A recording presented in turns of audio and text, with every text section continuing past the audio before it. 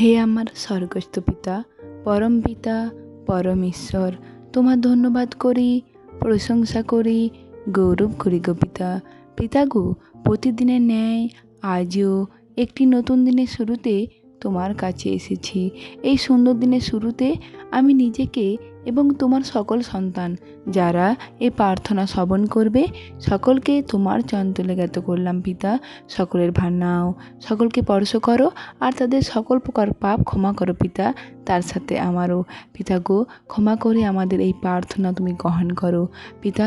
তুমি ছাড়া যে আমাদের কেউ নেই পিতা গো, জীবনের প্রতিটা মুহূর্তে প্রতিটা ক্ষণে তুমি আমাদের সঙ্গে সঙ্গে থেকো পিতা।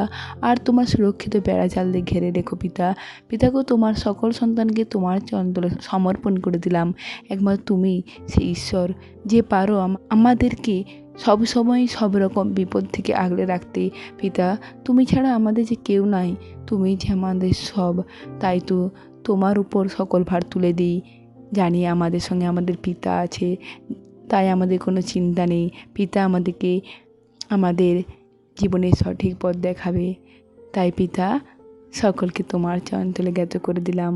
আমি বিশ্বাস করি পিতা, যারা এই প্রার্থনা শ্রবণ করবে সকলেই তোমার আশীষ লাভ করবে আর সকলেই প্রতিটা মুহূর্তে খুব আনন্দ থাকবে আর তাদের জীবনের সকল সমস্যা দূর হয়ে যাবে।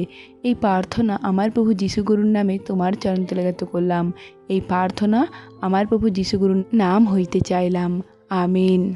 এবার আসা যাক বাক্যে। মথি 5 অধ্যায় 3 থেকে 6 পদ। ধন্য তারা যারা আত্মায় দিনহীন, কারণ স্বর্গরাজ্য তাদেরই। ধন্য তারা যারা শোক করে, কারণ তারা সান্ত্বনা পাবে। ধন্য তারা যারা নত নম্র, কারণ তারা পৃথিবীর অধিকার লাভ করবে। ধন্য তারা যারা ধার্মিকতার জন্য ক্ষুধার্ত ও তৃষ্ণার্ত, কারণ তারা পরিতৃপ্ত হবে। আমিন। পিতা গো, তোমার সন্তানদের জন্য বিশেষ প্রার্থনা রয়েছে। তোমার এক সন্তান শাশ্বতী গুহ, পিতা গো, তাকে সবসময় সব রকম বিপদ থেকে ভালো রেখো আর তার স্বামী সন্তানকেও সবসময় সব রকম বিপদ থেকে আগলে রেখো পিতা।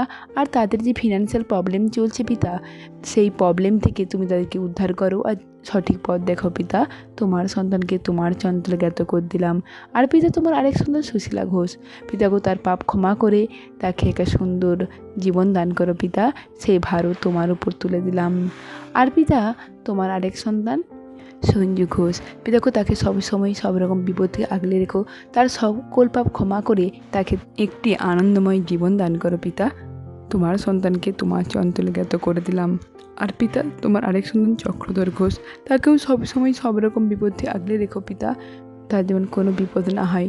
পিতা গো, তাকে তুমি স্পর্শ করো, তার সকল পাপ ক্ষমা করে তাকে তোমার সুরক্ষিত বেড়াজাল দিয়ে ঘেরো। আর তার শরীরে যা কিছু সমস্যা আছে তুমি তোমার পরশে তাকে সুস্থ দান করো পিতা।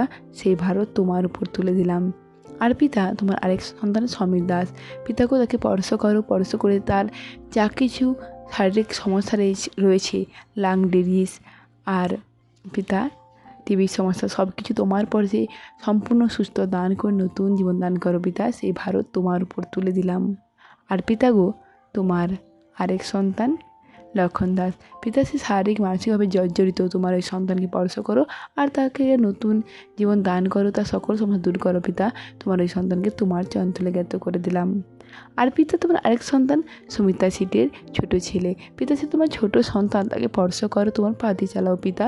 তাকে প্রতিটা মুহূর্তে সবসময় সব রকম বিপদ থেকে আগলে রেখো পিতা। তাকে কি স্বাভাবিক জীবন দান করো তোমার আর 5টা সন্তানের মতো পিতা। একমাত্র তুমি তো অসম্ভবকে সম্ভব করতে পারো পিতা। সেই ভার তোমার উপর তুলে দিলাম।